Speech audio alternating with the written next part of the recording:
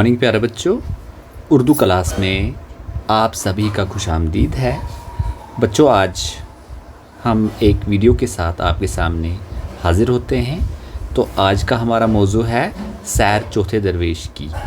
ठीक है, हमारा सबक जो दास्तान है सैर चौथे दरवेश की, इसी का खुलासा है आज, जो मीर अमन की किताब बागो बहार से लिया गया है। ठीक है, तो हम शुरू करते हैं खुलासा। दास्तान सैर चौथे दरवेश की मीर अमन की मशहूर दास्तान बागो बहार से माखूज़ है। यानी मीर अमन की किताब है जो फ़ारसी का एक किस्सा था, चहार दरवेश, इसको उर्दू में तर्जुमा करके इसका नाम बागो बहार रखा था। तो ये सैर चौथे दरवेश की जो किस्सा है मीर अमन का, ये मीर अमन की किताब बागो बहार से लिया गया है। इस दास्तान में चौथा फ़कीर बाकी तीन फ़कीरों को अपनी दुख भरी कहानी सुनाता है, जो कि चीन के बादशाह का बेटा होता है। यानी अब जो इस कहानी में जो चौथा फ़कीर है, जो चीन के बादशाह का बेटा है, यानी एक शहज़ादा है, वो अपनी दुख भरी कहानी किन को सुनाता है? बाकी तीन फ़कीरों को सुनाता है। शहज़ादा कहता है, अब शहज़ादा तीन फ़कीरों से क्या कहता है कि ए दोस्तों, मैं बड़े नाज़ो नियामत से पला था। यानी मेरी परवरिश जो थी वो बड़े लाड प्यार से हुई थी। ऐन फ़िक्री में ये वाक़या पेश आया, यानी ऐन फ़िक्री में अचानक मेरे साथ एक वाक़या पेश आया। वाक़या क्या था? मेरे वालिद साहिब ने मरते वक्त मेरे चाचा को वसीयत की कि मेरे मरने के बाद तुम सल्तनत संभालना, और जब शहज़ादा जवान हो जाए तो तुम अपनी बेटी रोशन अख्तर के साथ उसकी शादी कर देना और तख्त उसके हवाले कर देना।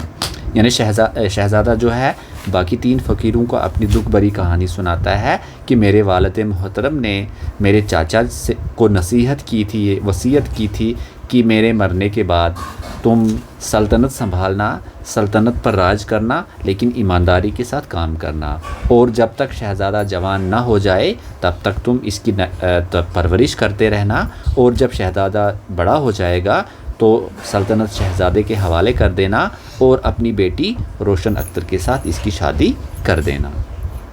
14 साल के बाद जब मैं जवान हुआ, ठीक है, यानी जब 14 साल की उम्र के बाद जब शहज़ादा जवान होता है और शादी की खबर सुनकर वो बहुत खुश हो गया।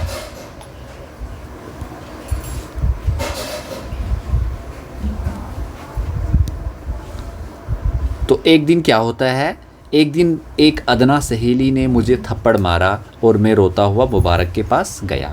तो अब शहज़ादा जो है, जो चौथा फ़कीर है, बाकी तीन फ़कीरों को क्या सुना रहा है कि एक दिन की बात है कि एक अदना सहेली होती है ना, एक छोटी सी सहेली ने मुझे एक ज़ोरदार चांटा मारा मेरे मुंह पर, और मैं रोता हुआ किसके पास पहुंचा? मुबारक के पास गया। वो हमारा पुराना वफ़ादार नौकर था। यानी जो मुबारक था वो शहज़ादे के वालिद जो बड़े बादशाह थे उनका एक वफ़ादार नौकर था। वो मुझे बादशाह चाचा के पास ले गया। ठीक, सबसे पहले मुबारक ने अपने आस्तीनों के साथ जो है इस शहज़ादे के आंसू साफ़ किए थे और उसके अपने गले लगाया था, और उसके बाद उसको चाचा बादशाह के पास ले गया।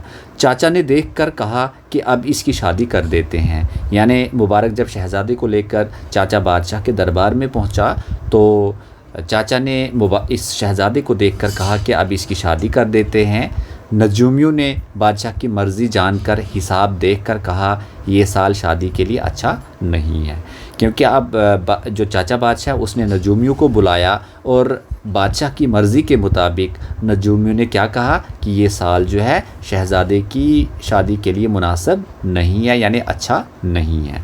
मुझे मुबारक के साथ वापस महल में भेज दिया। तो चाचा बादशाह ने मुबारक को हुक्म किया कि इसको वापस जो है ज़नाना महल में पहुंचा दिया जाए। 2-4 दिन के बाद मुबारक मुझे देखते ही रोने लगा। यानी 2-4 दिनों के बाद शहज़ादा क्या कहता है कि 2-4 दिनों के बाद मैं मुबारक से मिलने गया तो मुबारक मुझे देखते ही रोने लगा कि तेरा चाचा तेरी जान का दुश्मन बन गया है।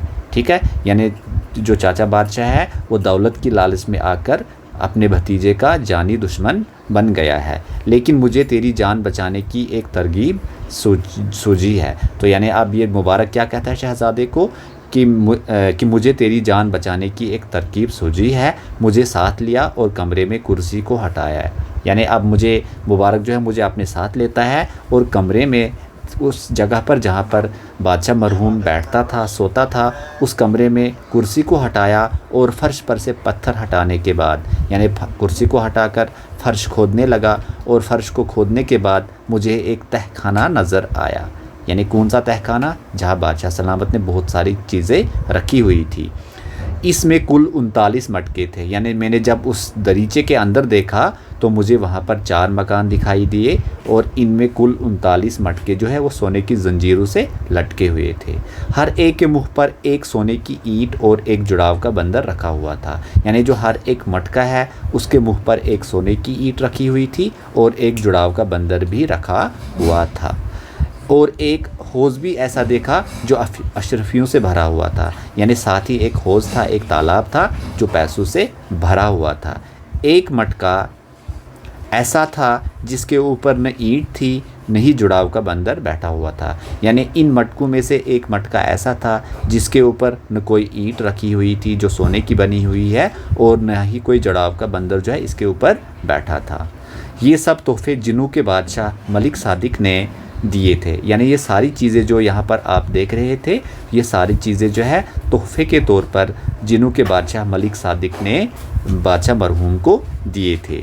ان کی میرے والد کے ساتھ بڑی گہری دوستی تھی۔ یعنی شہزادہ 3 فقیروں کو کہتا ہے کہ میرے والد صاحب کی دوستی جو ہے وہ ملک صادق کے ساتھ بہت زیادہ گہری تھی۔ بادشاہ مرحوم سال میں ایک بار ملک کی خوشبوئیں اور تحفے لے کر اور اپنے وفادار نوکر مبارک کے ساتھ ان کے ہاں جاتے تھے اور 1 مہینے تک وہاں ٹھہرتے تھے۔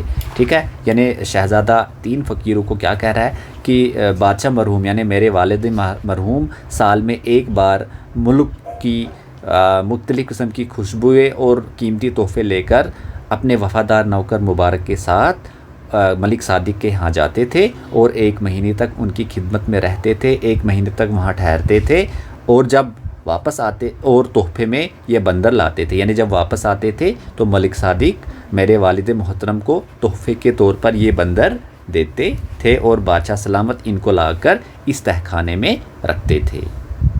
ٹھیک ہے بچوں، تو اس کے بعد ہے ایک بندر کم تھا۔ یعنی ملک صادق نے بادشاہ سلامت کو کیا کہا تھا کہ جب تک یہ 40 بندر پورے ہو جائیں گے تب تک جو ہے یہ کسی کام کے نہیں ہے، تب تک یہ نکمے ہیں۔ جب یہ 40 بندر پورے ہو جائیں گے تو اس کے بعد یہ اپنا کام شروع کریں گے۔ تو ایک بندر کم تھا تو اسی سال بادشاہ کا انتقال ہو جاتا، یعنی بادشاہ فوت ہو گئے، بادشاہ کا انتقال ہو گیا۔ مبارک شہزادے کو 40واں بندر لینے کے لیے ملک صادق کے پاس لے گیا۔ تو اب مبارک نے کیا کہا، جو وفادار نوکر تھا بادشاہ سلامت کا، اس نے مبارک نے شہزادے کو کہا کہ میں آپ کو ملک صادق کے پاس 40واں بندر لینے کے لیے لے چلتا ہوں، اور چاچا کا سارا ظلم بیان کیا۔ یعنی اب ملک صادق نے شہزادے کو ملک صادق کے پاس لے گئے مبارک نے، اور چاچا کا جو سارا ظلم جو شہزادے پر کر رہا تھا وہ سارا ظلم جو ہے ملک صادق کے پاس بیان کیا۔ ملک صادق نے غور سے سن کر کہا، یعنی ملک صادق نے پوری فریاد سنی مبارک کی، اور اس کے بعد غور سے سن کر کہا کہ ایک کام ہمارا ہے۔ کام کیا ہے؟ اگر اس نے خیانت نہ کی، یعنی میں آپ کو ایک کام بتاؤں گا، اگر شہزادے نے اس کی خیانت نہ کی تو میں وعدہ کرتا ہوں، یعنی ملک صاحب نے کہا کہ میں وعدہ کرتا ہوں کہ بادشاہ سے بھی زیادہ سلوک کروں گا اور جو یہ چاہے گا سو دوں گا۔ ٹھیک ہے، ملک صادق نے مبارک کو کیا کہا کہ ایک کام میں شہزادے کو بتاؤں گا، اگر شہزادے نے اس میں خیانت نہ کی تو میں تمہارے ساتھ وعدہ کرتا ہوں کہ جیسا سلوک میں بادشاہ مرحوم سے کرتا تھا اس سے زیادہ اچھا سلوک جو ہے شہزادہ کے ساتھ کروں گا، جو یہ چاہے گا میں اسے سو دوں گا۔ تو بچوں یہ تھا خلاصہ داستان سیر چوتھے درویش کی۔ تو آپ اسے غور سے دیکھیے، پڑھیے اور سمجھیے۔ ملتے ہیں آپ کے ساتھ اگلے ویڈیو میں، تب تک کے لیے خدا حافظ۔